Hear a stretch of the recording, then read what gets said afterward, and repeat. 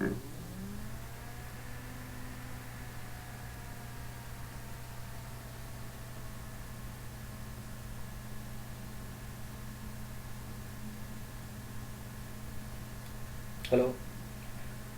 Lecture 7। इसमें पढ़ेंगे अपन catalyst. Catalyst का क्या काम होता है और कैटलिस्ट क्या होता है। देखो, अगर रिएक्शन, जैसे अपन अभी एनर्जी ग्राफ पढ़ा था अपनों ने कि रिएक्टेंट के पास कुछ एनर्जी होती है और फिर वो ट्रांजिशन स्टेट पे जाके प्रोडक्ट में बदलता है, और ये ट्रांजिशन स्टेट की एनर्जी ये होती है, तो ई एक्टिवेशन होती है। ई एक्टिवेशन, है ना। तो अब देखो, ई एक्टिवेशन एनर्जी को कम करने के लिए अपन एक दूसरा रास्ता ढूंढते हैं, जिसे बोलते हैं कैटलिस्ट। अगर वही रिएक्शन, जैसे ए टू बी कोई रिएक्शन है, वही रिएक्शन में अगर कोई कैटलिस्ट की प्रेजेंस में कराऊँ, सॉरी, ए टू बी, तो वही रिएक्शन अगर कैटलिस्ट की प्रेजेंस में करवाऊँ, तो मुझे ये ई एक्टिवेशन एनर्जी, ये जो ई ए है, इसकी वैल्यू कम मिल सकती है।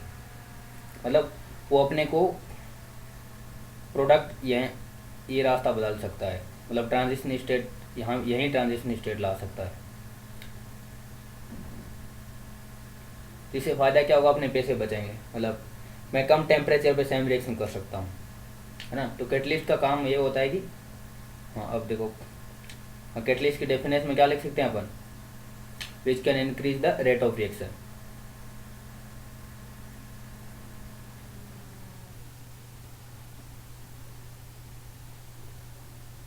और which can increase the rate of reaction.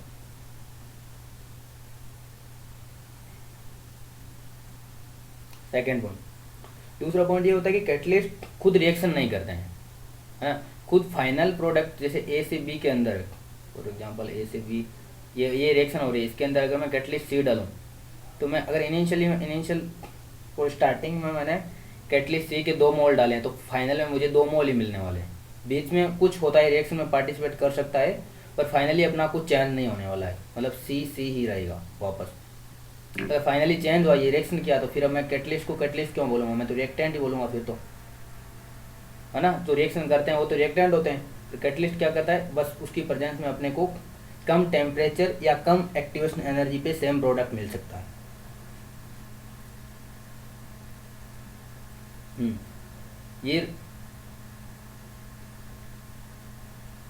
ये रेट ऑफ रिएक्शन इंक्रीज करने के साथ डिक्रीज भी कर देता है, डिक्रीज भी कर सकता है। अगर कोई रिएक्शन बहुत फास्ट हो रही है, तो अपन कैटलिस्ट की वजह से अपने को कुछ स्लो भी करवा सकते हैं। जैसे जो रिएक्शन बढ़ाते हैं उनको पॉजिटिव कैटलिस्ट बोलते हैं, और जो कम करते हैं उनको नेगेटिव बोलते हैं, नेगेटिव कैटलिस्ट। और एक तीसरा टाइप का कैटलिस्ट होता है, वो ऑटो कैटलिस्ट।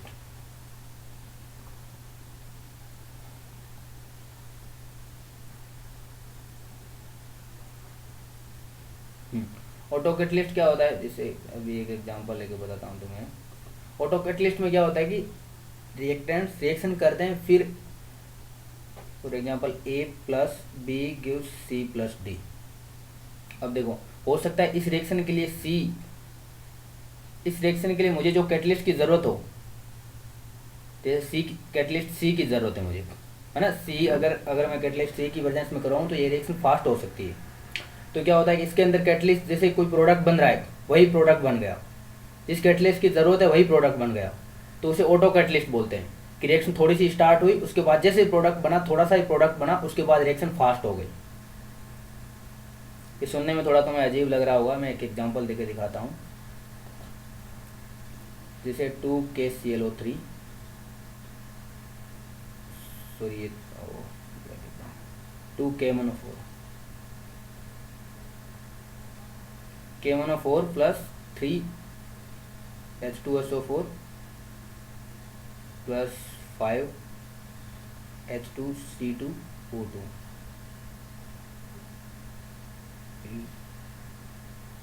K2SO4 प्लस 8 मोल H2O प्लस 10 CO2।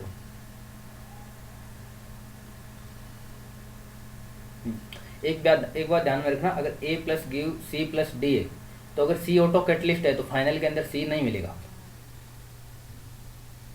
सी क्यों नहीं मिलेगा, क्योंकि सी तो कैटलिस्ट है। कैटलिस्ट क्या करता है, कैटलिस्ट की इनिशियल कंसंट्रेशन और फाइनल कंसंट्रेशन इक्वल होती है।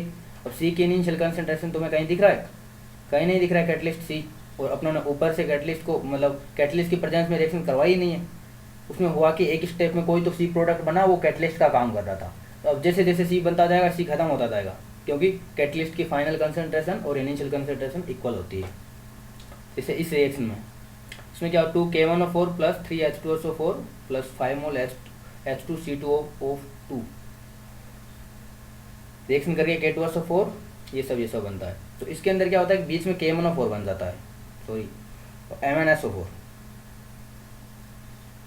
ना। तो MnSO4 कैटलिस्ट का काम करता है। जैसे MnSO4 बनता है रिएक्शन फास्ट हो जाती है, और फाइनल स्टेज में MnSO4 नहीं मिलने वाला है, क्योंकि इस पार्ट में नहीं, तो इस पार्ट में कहीं MnSO4 दिखाई दे रहा है अपने को, और न जो अपन जो रिएक्शन ये एरो लिखते हैं, एरो के ऊपर लिखते हैं मोस्टली कैटलिस्ट को, नहीं यहाँ है। तो इसका मतलब ये फाइनल स्टेज पे भी नहीं होगा। तो जितना MnSO4 बना उतना ख़त्म हो गया।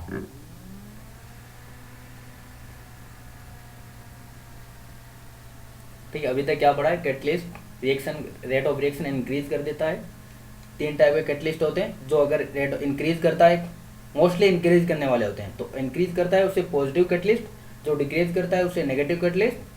और तीसरे टाइप का कुछ अलग ही टाइप का होता है, वो ऑटो कैटलिस्ट। ऑटो कैटलिस्ट क्या होता है, रिएक्शन के अंदर ही जनरेट होता है। जो प्रोडक्ट बनता है उनमें से कोई तो कंपाउंड कैटलिस्ट का काम करता है, और वो रिएक्शन जैसे फाइनल स्टेज पे रिएक्शन के अंदर उसकी कंसंट्रेशन 0 हो जाती है, क्योंकि इनिशियल कंसंट्रेशन नहीं होती है। और कैटलिस्ट की डेफिनेशन में भी यही होती है कि जो खुद की इनिशियल कंसंट्रेशन और फाइनल कंसंट्रेशन इक्वल होगी, बस बीच में वो रेट ऑफ रिएक्शन को बढ़ा देगा। हो सकता है वो एक्टिवेशन एनर्जी कम कर दे, हो सकता है अपने को अगर सेम एक्टिवेशन एनर्जी पे लेना है तो अपने को टेम्परेचर कम लगाने की ज़रूरत पड़े। और इसमें इंडस्ट्री में क्या होता है कि मोस्टली पैसा वहीं ख़त्म होता है जहाँ टेम्परेचर, मतलब कोई भी रिएक्शन हो रही है तो वहाँ टेम्परेचर की फिक्स टेम्परेचर होती है, और उस टेम्परेचर तक जाने के लिए अपने को बहुत पैसा खर्च होता है। तो कैटलिस्ट की वजह से वो रिएक्शन थोड़ी इजी हो जाती है और कम पैसा खर्च होता है उसमें। अब कुछ प्रॉपर्टीज लिख लो इसकी, point first,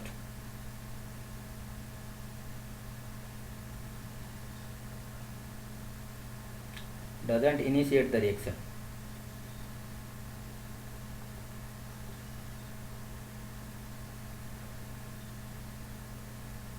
catalyst reaction start नहीं करता है ना, स्टार्ट तो पहले से ही हो रखी होती है, वो फास्ट या धीरे कर सकता है।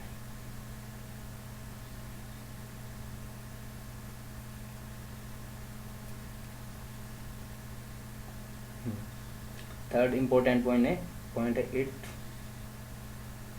doesn't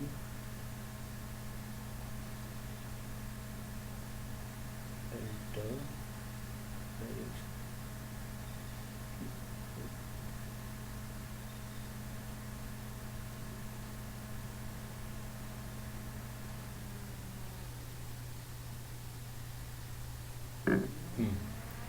तो देखो, अगर मैं बोल देता हूँ एक रिएक्शन है जो रिवर्सिबल रिएक्शन है ए से बी में। रिवर्सिबल के अंदर क्या होता है, के फॉरवर्ड और के बैकवर्ड होता है, दोनों डायरेक्शन में चलती है। तो इसमें क्या रिवर्सिबल रिएक्शन के अंदर जैसे मैं बोलता हूँ कि जब B75 कंसंट्रेशन ऑफ ए 0.25 ए रहती है, मतलब इनिशियली ए होगा, T इक्वल टू 0 पे ये ए है, 0 है, और मैं बोलता हूँ 0.25 रहती है ए की, तब इसके अंदर इक्विलिब्रियम जनरेट हो जाता है। वो स्टेज 0.25 ए, और यहाँ आ जाएगा 0.75 ए। तो मैं बोलता हूँ 75% ए कंज्यूम होने के बाद इक्विलिब्रियम मिल जाता है मुझे, है ना। तो अब ये है ना, अब कैटलिस्ट की इतनी औकात नहीं है कि वो 65% पे इक्विलिब्रियम जनरेट कर दे या 55 पे कर दे। वो ये कर होगी तो इक्विलिब्रियम तो वहीं जाके मिलेगा जहाँ अपने को 75% ए कंज्यूम होगा। मतलब कोई एक फिक्स रिएक्शन की प्रॉपर्टी है कि वो 75% अगर रिएक्टेंट्स की कंसंट्रेशन कंज्यूम हो जाता है, रिएक्टेंट्स कंज्यूम हो जाता है, तो अपने को इक्विलिब्रियम मिलता है। तो कैटलिस्ट क्या कर सकता है, अगर for example T equal to 20 minute, अगर 20 मिनट में ये काम होता है, तो कैटलिस्ट क्या कर सकता है, 15 मिनट में कर सकता है। या नेगेटिव कैटलिस्ट है तो 25 मिनट में कर सकता है, पर ये नहीं कर सकता कि ये 50% पे इक्विलिब्रियम ला दे या 55 पे, ऐसा कुछ है ना। तो वो पोजीशन चेंज नहीं कर सकता है, कंसंट्रेशन की पोजीशन चेंज नहीं कर सकता है, सिर्फ ये कर सकता है एक कम टाइम पे। मैंने पहले ही बोला रेट ऑफ रिएक्शन बढ़ा देता है। तो रेट ऑफ रिएक्शन बढ़ाने का क्या मतलब है कि रिएक्शन फास्ट होती है, फास्ट का मतलब कम टाइम में। तो जो अपने रिवर्सिबल रिएक्शंस होती है उसके लिए अगर कैटलिस्ट लाता हूँ मैं, तो उसके अंदर इक्विलिब्रियम को, अपने इक्विलिब्रियम कंडीशन लाने के लिए अपने को कम टाइम में पहुंचा सकता है कैटलिस्ट।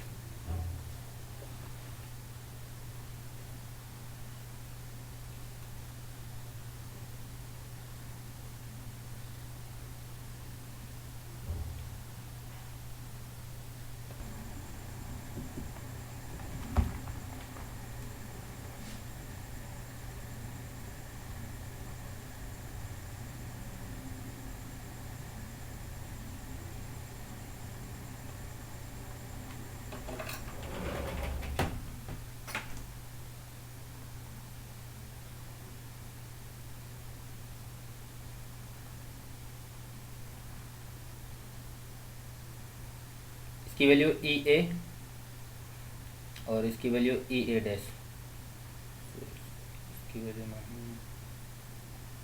ये ये है ई ए डैश, है ना।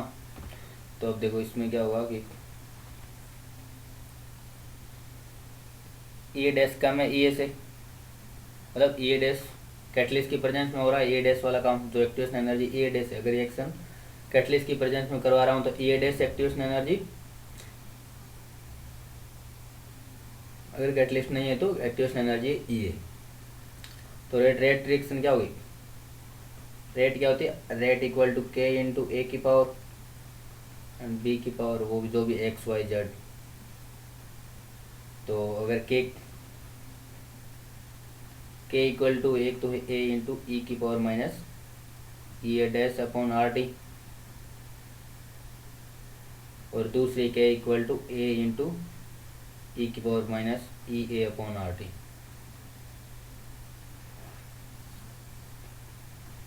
हाँ, तो अब देखो एक्टिवेशन एनर्जी जिसमें कम है तो रिएक्शन ज़्यादा फास्ट होगी, क्योंकि उसके लिए के की वैल्यू ज़्यादा होगी।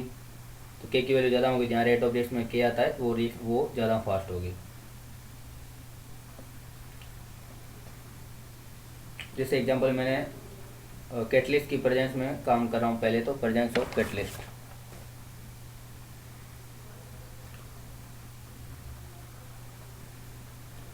उसके लिए टेम्परेचर चाहिए मुझे, जैसे कि इसके लिए टेम्परेचर है मेरा और T1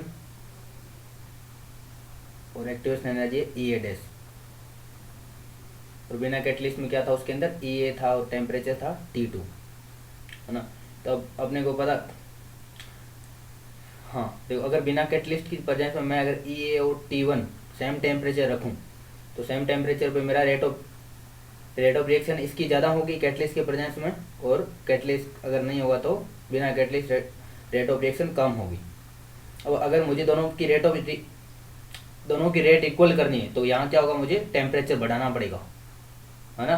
क्योंकि कैटलिस्ट ने क्या किया था, कम टेम्परेचर पर रिएक्शन करवाई, तभी मेरा रिजल्ट मतलब रिएक्शन फास्ट हुई। अगर मुझे उसी स्पीड से रिएक्शन करवानी है तो मुझे क्या करना होगा, टेम्परेचर बढ़ाना पड़ेगा।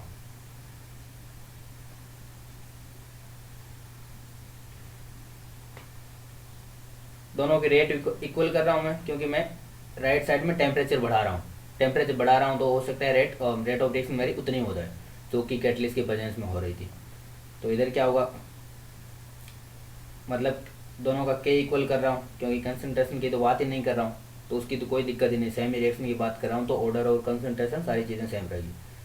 तो दोनों की के इक्वल करूँगा तो ए इंटू ई की power minus E A upon E A dash upon T1 equal to A into e की power minus E A upon T2। अगर दोनों को सोल्व करूँगा तो क्या आ जाएगा, E A dash upon T1 equal to E A upon T2।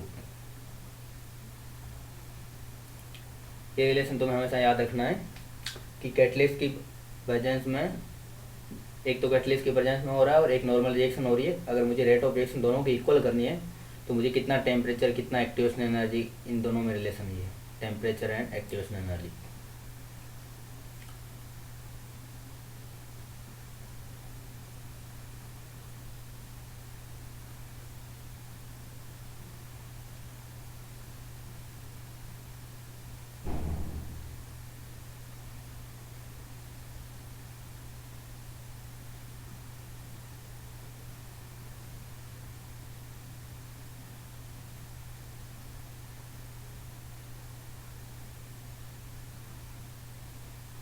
जैसे एग्जांपल,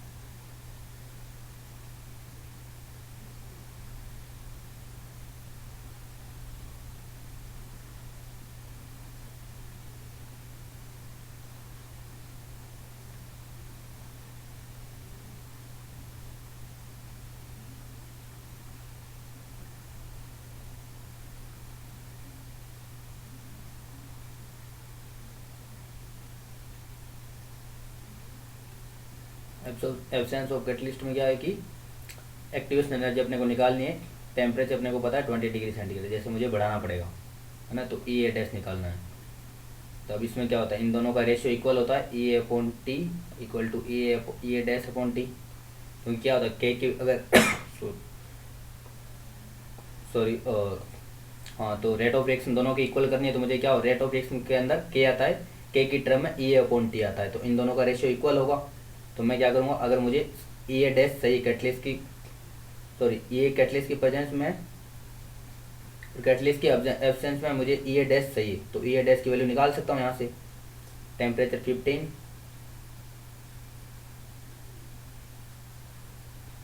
हाँ टेम्परेचर, अब देखो टेम्परेचर डिग्री सेंटीग्रेड में नहीं रख सकते, तुम्हें पहले पता होना चाहिए ये एक यूनिट क्या है। जैसे मैंने बोल दिया जूल पर मोल डिग्री सेंटीग्रेड या केल्विन, डिग्री सेंटीग्रेड बोल दिया तो डिग्री सेंटीग्रेड में रख सकते हो यहाँ, अगर केल्विन हो, केल्विन है तो केल्विन में रखोगे, है ना, क्योंकि इधर टेम्परेचर T1 है, ये T2 है, तो रेशियो में फर्क पड़ सकता है।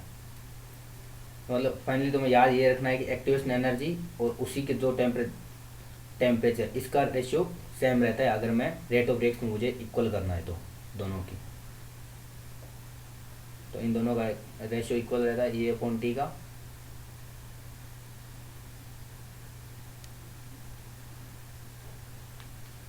फिर आता है मैकेनिज्म ऑफ रिएक्शन।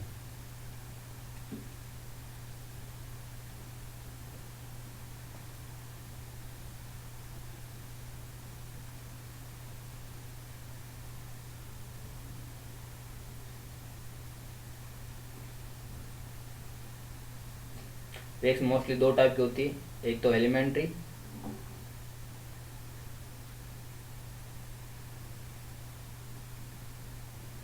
एलिमेंट्री या सिंपल,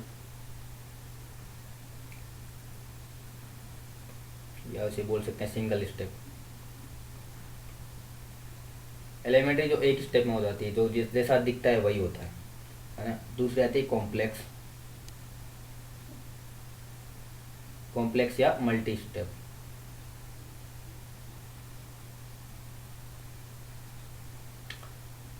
जिसमें रिएक्शन पूरी होने के लिए बहुत से स्टेप कवर करती है, वो रिएक्शन मल्टी स्टेप होती है, और सिंगल स्टेप, जिसमें सिंगल स्टेप होता है। जैसे पहले अपन एलिमेंट्री रिएक्शन के बारे में पढ़ते हैं।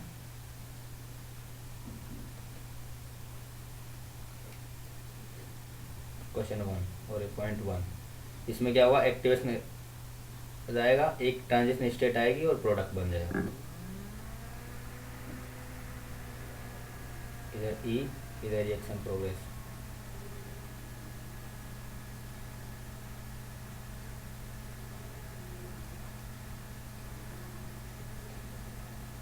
और इस पॉइंट को, ये ई आर है, ये ई पी है,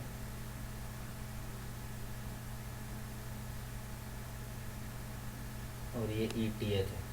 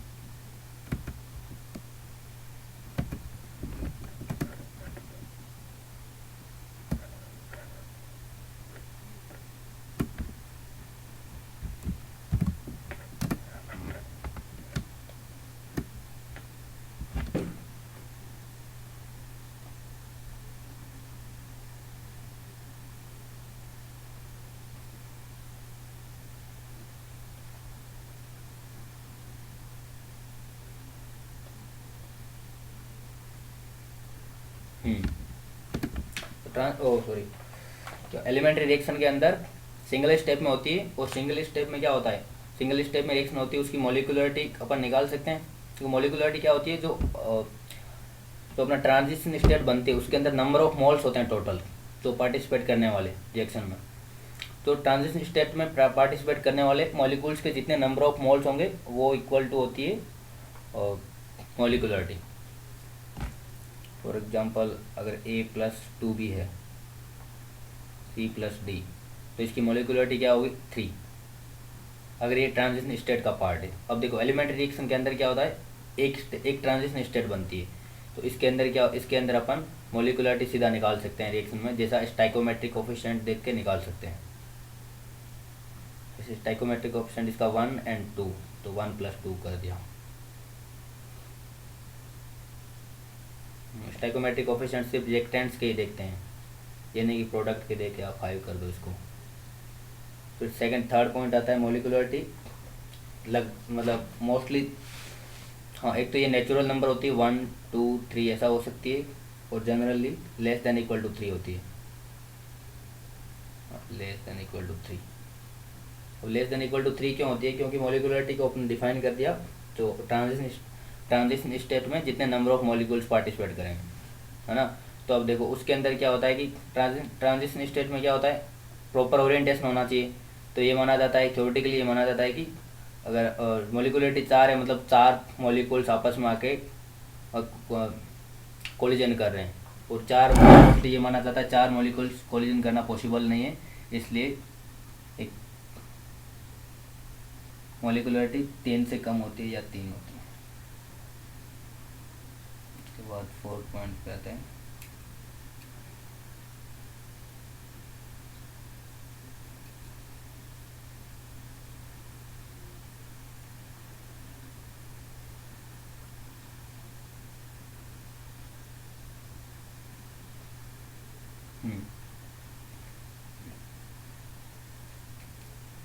order of,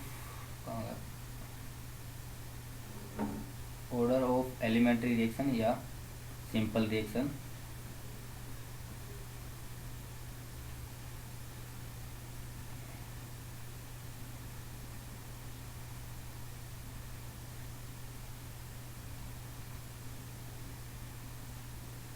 equal to stoichiometric sum of stoichiometric coefficient.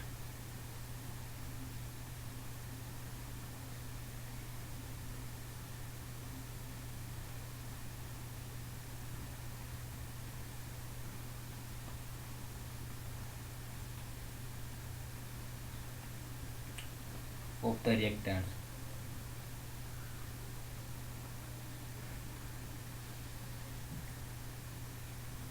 क्योंकि इसके अंदर एक ही स्टेप होता है और अपना मानते हैं कि इसी स्टेप के अंदर जो रेट डिटरमाइन सबसे इम्पोर्टेंट स्टेप होगा तो वही एक ही स्टेप होगा, है ना। तो ये मानते हैं कि जो स्टाइकोमेट्रिक कोफिशिएंट है उनके, तो उसके इक्वल होगी रेट ऑफ रिएक्शन। और दूसरी बात बोल सकते हैं कि order of reaction equal to होगी मोलिकुलरिटी ऑफ द रिएक्शन। जैसे मैं एक एग्जांपल देता हूँ कि इसे तुम्हें अभी तक पता हुआ कि अभी अपने ने एक एग्जांपल किया था डीपीपी में H2 plus I2 gives 2HI। ये सेकेंड ऑर्डर रिएक्शन है, ये तो तुम्हें वो जनरल रिएक्शन से जिनको तुम्हें याद रखना है ना। सेकेंड ऑर्डर रिएक्शन है। अगर मैं इस रिएक्शन को ऐसे लिखता हूँ 2H2 plus 2I2 gives 4HI, ये एलिमेंट्री। देखो इसमें क्या, इसमें अपने को पता है कि ये सेकंड ऑर्डर रिएक्शन होती है। और अगर मैं इस रिएक्शन को देख के मैं निकालूं तो क्या निकालूंगा 1 and 1, टोटल कितना हो जाएगा 2। मतलब अगर एलिमेंट्री रिएक्शन, इसको मैं एलिमेंट्री रिएक्शन बोल सकता हूँ क्योंकि इसकी और क्या बोलते हैं स्टाइकोमेट्रिक कोफिशिएंट के इक्वल हो रही है elementary, sorry order of reaction equal to stoichiometric coefficient.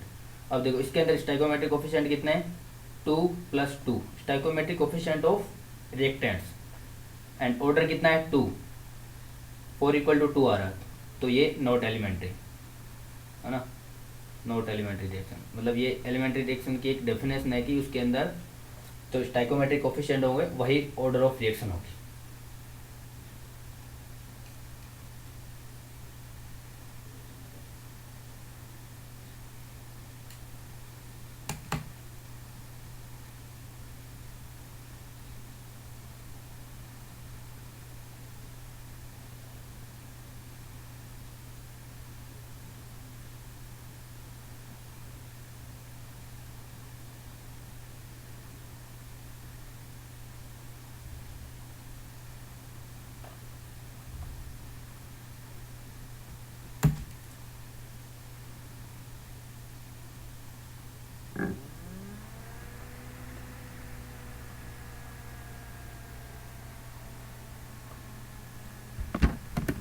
फिर उसके बाद आती है कॉम्प्लेक्स रिएक्शन।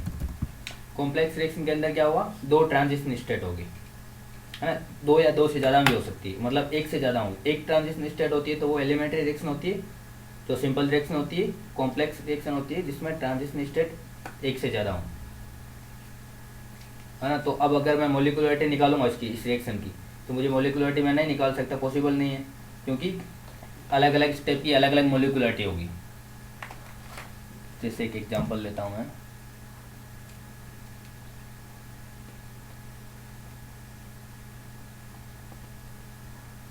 एक रिएक्शन है 2NO2 plus F2 NO2F। First step में क्या होता है, हाँ, तो ये रिएक्शन है। उसके बाद इसकी मैकेनिज्म देखने पता चलता है कि ये दो स्टेप में होती है। पहले स्टेप में होता है NO2 प्लस F2 मिलता है NO2F प्लस F।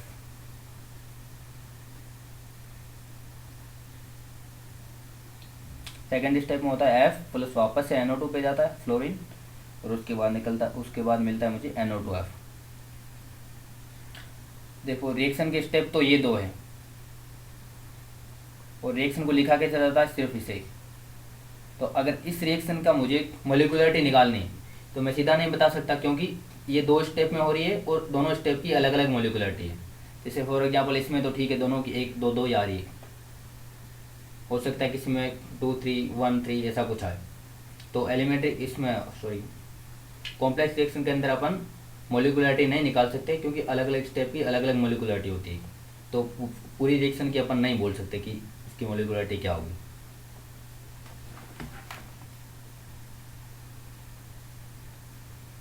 इसका ग्राफ ट्रांजिशन स्टेट 2 3 आ सकती है इसके अंदर, ऊपर नीचे कभी कहीं भी, TS1 2 TS3। अब देखो स्टार्टिंग में मैंने तुम्हें पढ़ाया था कि ट्रांजिशन स्टेट जहाँ मतलब A और B पास में आएंगे, बॉन्ड बनेंगे और बॉन्ड टूटेंगे। तो अब इसमें क्या हो सकता है कि बॉन्ड जैसे रिएक्शन तो वही होगी, फाइनली ए से बी मिलेगा, तो मुझे बीच में हो सकता है ए से सी मिले और फिर वापस सी ए मतलब सी बी से रिएक्शन करे और ऐसा कुछ, मतलब बीच में कुछ नया प्रोडक्ट मिल जाए और बाद में 2-3 स्टेप में हो जाए रिएक्शन। तो ऐसा कुछ होता है कॉम्प्लेक्स रिएक्शन के अंदर।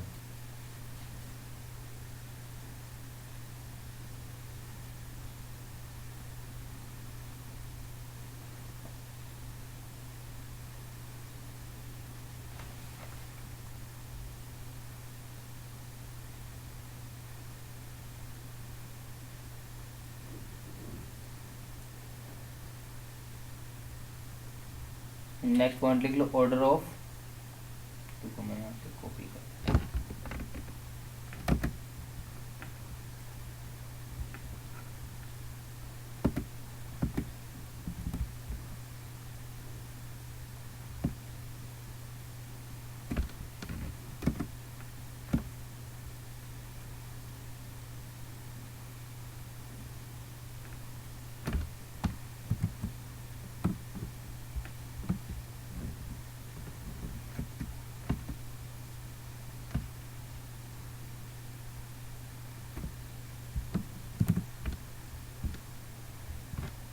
ये मैंने पॉइंट पढ़ा दिया कि अलग अलग स्टेप की अलग अलग मोलिकुलरिटी होती है।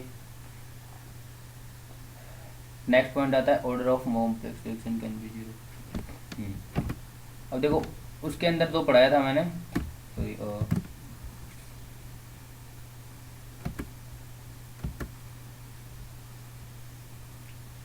एलिमेंट्री रिएक्शन के अंदर क्या होता था, ऑर्डर ऑफ रिएक्शन क्या होगी, नेचुरल नंबर होगी, 1 2 3 4 ऐसा कुछ हो सकता है, मतलब मोस्टली अपने पढ़ा था 3 तक की होती है ना। अब इसके अंदर क्या हो सकती है, ऑर्डर ऑफ रिएक्शन फ्रैक्शन में भी हो सकती है, 1/2 1/3 1/4 ऐसा कुछ भी हो सकता है, और नेगेटिव भी हो सकती है। नेगेटिव बहुत कम चांसेस होते हैं वैसे नेगेटिव होने के, पर नेगेटिव भी हो सकती है। उसके बाद नेक्स्ट पॉइंट आता है, तो इसकी ऑर्डर निकालेंगे तो अपन मैकेनिज्म के हिसाब से निकालेंगे। मैकेनिज्म ऑर्डर निकालने के अलग अलग रूल्स होते हैं, वो अभी आगे पढ़ेंगे अपन।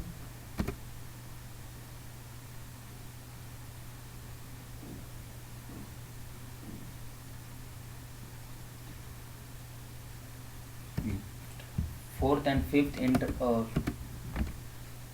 इम्पोर्टेंट टॉपिक,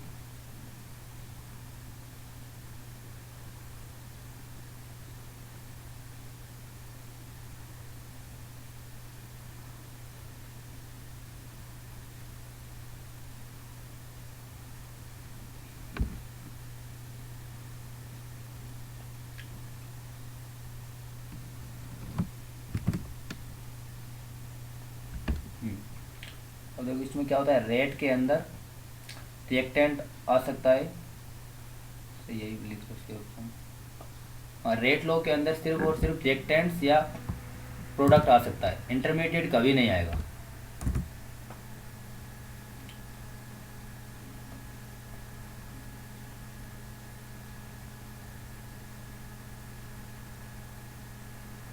ये कभी पॉसिबल नहीं।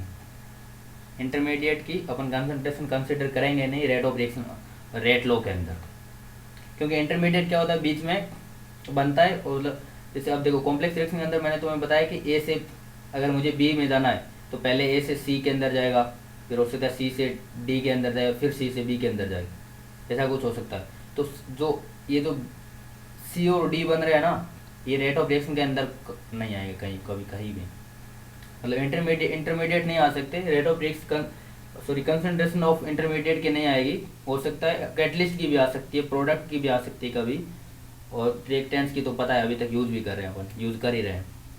तो इंटरमीडिएट की कभी भी कंसंट्रेशन नहीं आएगी रेट लो के अंदर। अभी तक क्या पढ़ा है, कॉम्प्लेक्स रिएक्शन के अंदर 2 ट्रांजिशन स्टेट होती है ना। हर कोई मतलब रिएक्शन की मोलिकुलरिटी निकालना आसान नहीं होता है, क्योंकि हर कोई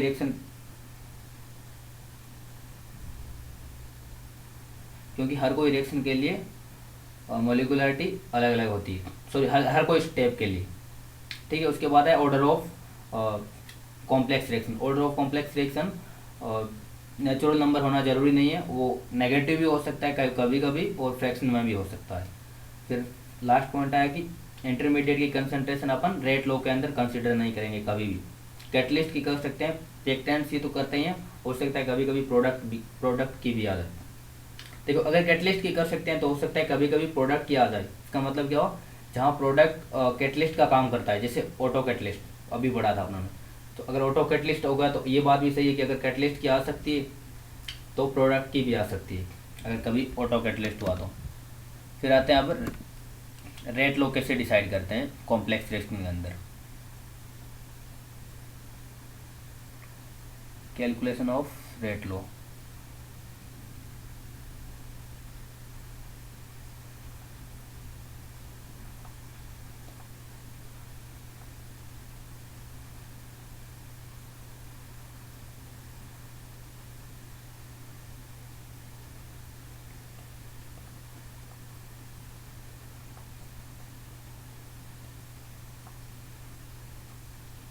जैसे ये रिएक्शन है, इस रिएक्शन के अंदर ये दे रखा है कि दो स्टेप लेती है पूरी होने में। जैसे कि ये 2Cl minus K1 ClO2 minus plus Cl minus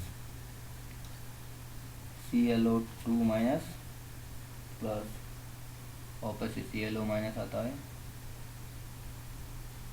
इसका रेट ऑफ रिएक्शन होता है, सॉरी रेट कांस्टेंट K2 और 3 minus plus Cl minus. And given है कि ये स्टेप स्लो होता है, ये स्टेप फास्ट होता है। जैसे कुछ ऐसे टाइप की रिएक्शन होती है जिसके अंदर अपने को दे रखा होता है कि एक स्टेप स्लो है और बाकी के स्टेप फास्ट है, तो उसमें क्या होता है कि अपन रेट डिसाइड करते हैं। तो रेट अगर स्लो स्टेप डिसाइड कर, रेट मोस्टली क्या स्लो स्टेप डिसाइड करता है, जिसके अंदर अपने को दे रखा है कि कौन सा स्लो स्टेप है और उसके अलावा सारे के सारे फास्ट स्टेप है। तो उसके अंदर क्या करते हैं, रेट इक्वल टू, इसमें क्या होगा, rate equal to slow step वाली रेट का क्या है, रेट कांस्टेंट क्या है K1, और इसमें क्या आ रहा है ClO माइनस की पावर 2 है ना, क्योंकि 2 ClO माइनस से रिएक्ट कर रहा है, तो ClO माइनस की पावर 2। अब देखो स्लो स्टेप क्यों डिसाइड करता है रेट, क्योंकि अगर स्लो स्टेप नहीं हुआ, अगर ये स्लो वाला स्टेप नहीं हुआ पूरा, तो फास्ट वाले की कोई ज़रूरत ही नहीं। ClO2 देखो ClO2 माइनस बहुत बहुत धीरे बन रहा है, तो अगर जब तक ClO2 माइनस नहीं बनेगा तब तक आगे रिएक्शन प्रोसीड नहीं होगी, आगे का तो कोई काम ही नहीं है। आगे वाला क्या कर रहा है, तो आगे वाला जैसे ही बना रिएक्शन हो जाएगी, मतलब नेक्स्ट स्टेप तो जैसे ही मतलब स्लो स्टेप पूरा हुआ वो हो जाएगा। तो स्लो स्टेप ही डिसाइड करता है ना, क्योंकि जो फास्ट स्टेप होता है वो तो बहुत ज़्यादा फास्ट होता है, जैसे स्लो वाला बना फास्ट वाला इधर कंज्यूम होता रहा है ना, तो स्लो वाले पे डिपेंड करेगा फास्ट वाला, तो पूरी रेट जो रेट लो है वो स्लो पे डिपेंड करेगी।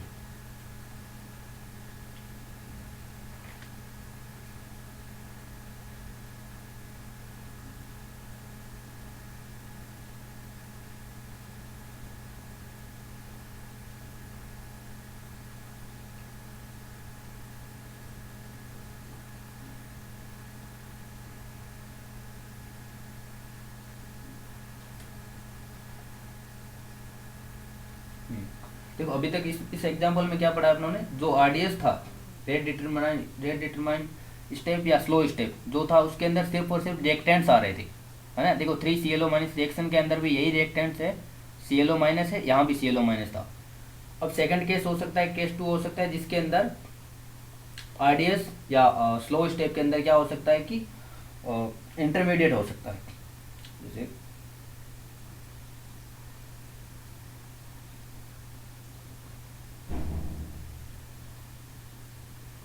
RDS having intermediate. अब देखो इंटरमीडिएट होगा तो उसमें क्या करना है,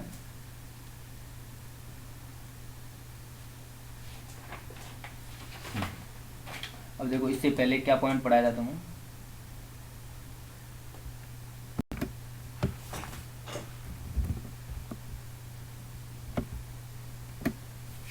हाँ अगर आरडीएस के अंदर इंटरमीडिएट आ गया, जैसे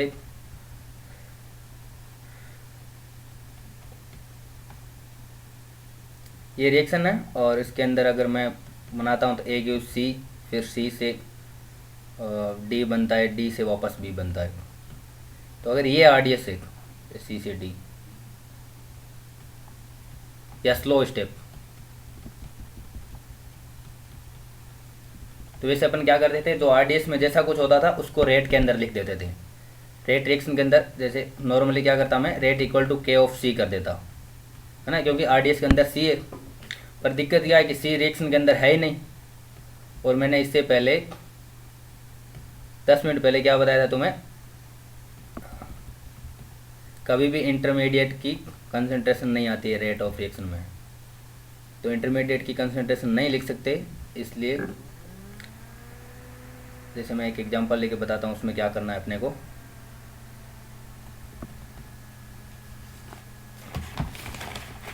जैसे 2O3, तुम्हारे नोट्स का एग्जांपल ये 2O3 गिव्स 3O2। तो फॉर एग्जांपल ये दे रखा है अपने को रिएक्शन कितने स्टेप में हो रही है। O3 से मिल रहा है K1 K2, रिवर्सिबल रिएक्शन है O2 प्लस O, ये स्टेप है फास्ट, है ना। O प्लस O3 से मिल रहा है K3 2O2, ये है स्लो। अब देखो सबसे पहले अपने को क्या करना है, स्लो स्टेप से रेट लिखनी है।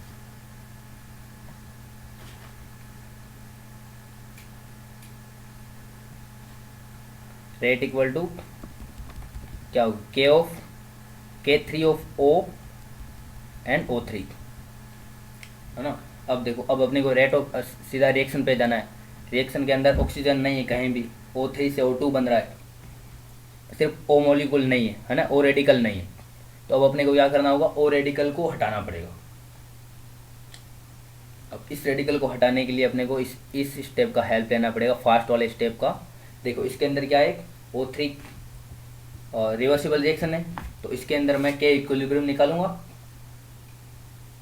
देखो अब अगर मैं इस रिएक्शन का, एक मिनट मुझे चेंज करना पड़ेगा, और जा सकता है, हाँ ऊपर वाले, हाँ फास्ट स्टेप वाले के अंदर अगर मैं K इक्विलिब्रियम निकालूं,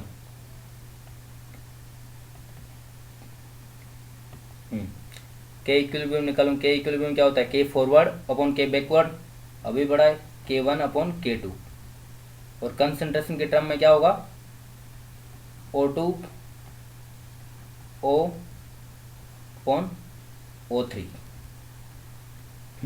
अब देखो अपने को क्या करना है, इस कंसंट्रेशन ऑफ O हटाना है,